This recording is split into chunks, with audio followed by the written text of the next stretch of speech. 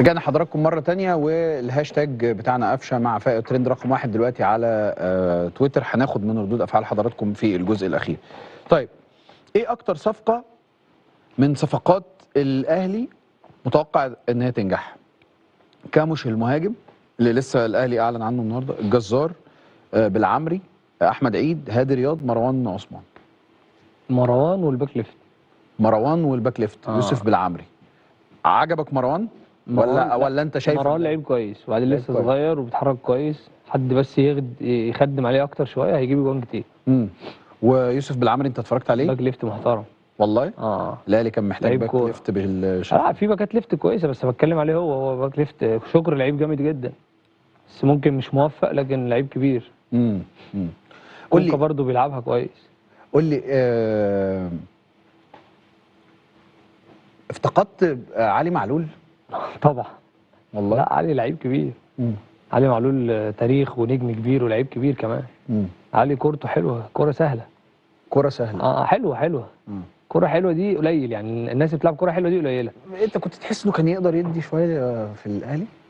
مش عارف والله، ما دي مش يعني دي بتبقى صعبه اللي انا كلعيب اقول، لكن انا كنت اتمنى ان هو يفضل ببعض. لا، بنحس ببعض طبعا. انا كقفشه كنت اتمنى ان يعني يفضل موجود. لكن القرارات دي مش بتاعتك. طبعا. يعني مش انا اللي اقدر اقول او لا فيها يعني. جراديشار بتقيمه ازاي؟ هو مشي خلاص. لا، لعيب كبير طبعا. والله العظيم. والله فيرود كبير جدا، فيرود جامد جدا. يعني كنت تحب ان هو يكمل؟ طبعا ما كنتش اتمنى ان هو يمشي بصراحه، بس خلاص بتظبط معاه شويه وتفلت معاه كتير. في ضغط في النادي. ايوه، طب ما ده الاهلي، مش كل اللعيبه تستحمل الضغط. ايوه بس ده اجنبي ما يعرفش اي حاجه المفروض. مين ده؟ الناس عارفه كل حاجه. انت واحنا لو رحنا لعبنا بره مش هنعرف كل حاجه. هو الضغط في كل حته في العالم في الكوره. بس لكن هو لعيب كبير طبعا، بحب لعبه جدا، فيرود محترم. قول لي، بتشوف انه الاهلي الفتره الجايه مع زحام الماتشات والضغط الكبير في الماتشات محتاج ايه؟ هل محتاج تدوير اكتر؟ يعني محتاج طبعا مهمه الكلمه دي مهمه جدا والله. طبعا. ايه بقى؟ لان الاهلي الفتره اللي جايه عنده ماتشات كتير جدا بره وجوه. احنا شفنا الاهلي لعب في افريقيا، بعد كده دجله، بعد كده النهارده في تنزانيا. فانت مهم الروتيشن. ماتش صعب بتاع النهارده قوي. الاجواء هناك، انا لعبت في الملاعب دي كتير، الاجواء هناك بتبقى الرطوبه يعني مش حر. الرطوبه دي صعبه، انت وانت بتجري تلاقي نفسك مش قادر تجري. فاكر في كاس العالم انديه؟ لا، اصعب كاس عالم لعبناه ده بتاع امريكا. ده حاجه صعبه قوي. حاجه صعبه والله العظيم. ما اعرفش ان اصلا في كاس العالم اللي جاي ده الدنيا صعبه.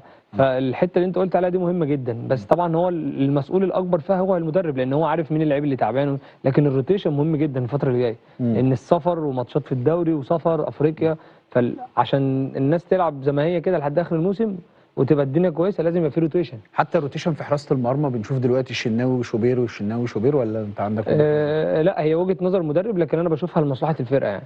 تشوفها لمصلحه الفرقه انه يبقى ده ماتش طبعا. الشناوي وشوبير اصلا يعني انت عارف الشناوي احسن جون في افريقيا 5 6 7 سنين وهيفضل بالنسبه لي رقم 1. وشوبير يعني ان شاء الله هيبقى هو ومحمد صبحي ومحمود جاد، اللعيبه الاجوان اللي هي لسه صغيره دي ان شاء الله هتطلع، هم اللي هيكسروا الدنيا بعد كده. مرحله ريبيرو دي عدت عليك ازاي؟ اتظلمت فيها. ليه؟ هو الراجل جه وعملنا فتره اعداد وانا كنت ماشي كويس جدا وهلعب، فجيت اول ماتش احنا تعادلنا 2-2، طلعت بين الشوطين ما لعبش تاني. ده كان 2-2، ده كان ايه؟ كان اول ماتش في الدوري كان فيوتشر. بس طلعت بين الشوطين، غيرت انا ولعيب تاني معايا تقريبا. بعد كده هو مسك 4 ماتشات تاني ما لعبش ولا ماتش تاني. كاس العالم انديه؟ لا بكلمك على الدوري. لا انا بتكلم على كاس العالم انديه، كان هو لسه جاي. فخلاص هو اختار اللي هو يلعب بيه، وانا كنت في ال3 ماتشات لعبت يعني. يتحط من ضمن المدربين النادي الاهلي الجامدين؟ الناس اللي كانت موجوده كانوا اجمد منه يعني، لكن هو مدرب محترم. ماشي. هو مدرب محترم وعنده كرة مهمه جدا، بس كان ممكن يبقى محتاج وقت اكتر، او محتاج وقت يبقى افضل. النتائج ما خدمتوش حاجات كتير يعني، لكن هو مش مدرب كويس بصراحه. بتشوف ازاي عمر كمال عبد الواحد؟ عمر كمان خرج، هو خرج في نفس الوقت اللي انت خرجت. عمر لعيب كبير، وانا من الناس اللي انا بحب لعبه جدا. بس عمر محتاج يلعب، محتاج برضه محتاج يلعب. انت عارف ما شاء الله محمد هاني بيلعب. وهاني انا بشوفه من الباكات رايت ممكن ساعات الناس بتيجي عليه، لكن هاني ما فيش حد احسن منه والله. يعني محمد هاني بالنسبه لي افضل باك رايت في مصر. ما فيش حد احسن منه؟ لا الشيبي طبعا مش مصري. ماشي. لكن محمد هاني بالنسبه لي احسن واحد في مصر. طب تفتكر ليه يعني احيانا الناس تيجي عليه رغم ان انا عاجبني فيه قوي عقليه هاني لا هاني متربي اه محترم كده وهادي بتاع شغل وتقيل طبعا. تقيل مش خفيف. هاني اكتر حاجه فيه بتعجبني ان هو تقيل مش خفيف. انا اعرف هاني من واحنا عندنا 14 سنه. والله والله فين يعني انا بقى؟ وهاني اخوات جدا يعني. فين تعرفوا من إيه؟ لعبنا مع بعض في المنتخب واحنا صغيرين، وكنا في الناشئين دايما بنتقابل، بس انا كنت بكسبه على طول يعني. لا والله. قول لي عشان انا ده سؤال نفسي اساله لك من انا بقى شفت فانا عارف. انا قعدت مع ابو تريكه لما سافرت سفريه قطر. سيف ابو تريكه بيحبك بجد؟ لا جنان.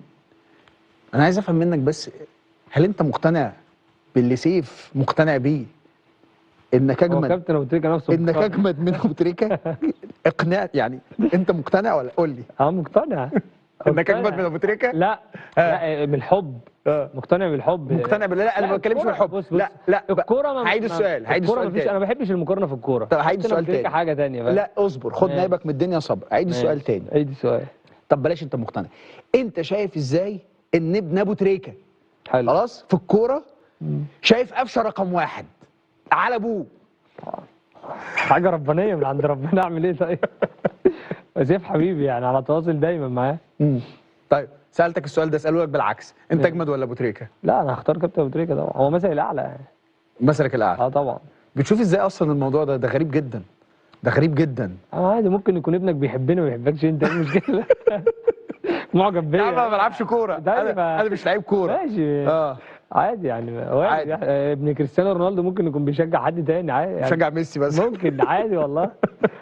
بس طيب خليني ارجع تاني للفترات اللي كانت مهمه في حياتك، وتحديدا في البدايات في كومبيرا. مين اول حد تنبأ لك انك قفشه تبقى لعيب كوره؟ بما ان انت بتقول لي انا من 14 سنه مع هاني بنلعب كوره لا انا لعبت قبل كده، انا لعبت في انبي وانا عندي 12 سنه. ماشي. مين تنبأ لك؟ في حد تنبأ لك في كومبيرا؟ لا انا ابويا، احنا من زمان واحنا كلنا بنلعب كوره. يعني عند اخويا وابويا وعمامي كلهم وقرايبي كلنا بنلعب. فالموضوع ما كانش حد في دماغه ان انا ممكن العب في نادي واروح.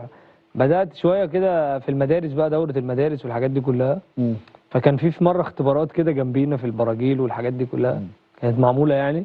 فاتنين زمايلي من البلد، عادل ومحمد عباس، دول خدوني، دول صحابي يعني من زمان في البلد، خدوني ورحنا اختبارات.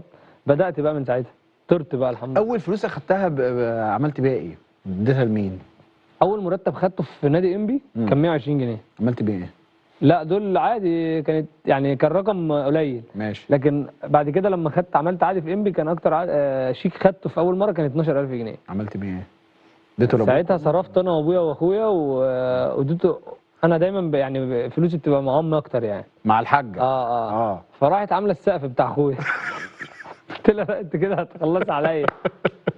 لسه لحد دلوقتي بكلمها في الموضوع ده. لا والله. والله فاكره. في البلد احنا بنبني دايما دور فوق دور كان طالع عليه الدور يتجوز، فهو عليه الدور يتجوز فهنرمي سقف بالظبط. فال 12000 دول رمينا بيهم رميتهم لطه. بس طه يستاهل طبعا. طه معاك هنا؟ اخويا طبعا. طه كان لعيب كوره برضو ولا؟ طه لعيب جامد وما زال لحد دلوقتي بيلعب، بس بيلعب بقى مع اصحابه في البلد ودورات رمضانيه والحاجات دي، بس هو لعيب جامد. الكوره برضو يعني انا بقعد استغرب انه في مواهب كتير ما بيتكتبلهاش النصيب ان هي تظهر. هو بيبقى في الاول وفي الاخر نصيب بقى ورزق، وبتبقى الدنيا شويه مختلفه، انت ممكن تقدر توصل لحد تاني لا. لكن مش كل الناس الجامده ممكن تكمل يعني. وتشكر اديك في الاول وفي الاخر هو صبت له السقف يعني. احلى سقف اهو. قول لي بتشوف ازاي الانتقادات اللي بيتعرض ليها محمد صلاح احيانا؟ بشوف ان ده عادي. ده عادي؟ طبعا. محمد صلاح راجل نجم اسطوره. فده طبيعي يعني، انت بتبقى جاي، انت عارف محمد صلاح بيلعب في اقوى فرقه في العالم. وراجل محقق بطولات وتاريخ وارقام مرعبه في اقوى دوري في العالم. فطبيعي لما تيجي تبقى مع المنتخب، طبيعي لما يبقى في حلو انت اللي هتاخده، ولما يبقى في وحش انت برضه اللي هتاخده، ده طبيعه النجم يعني.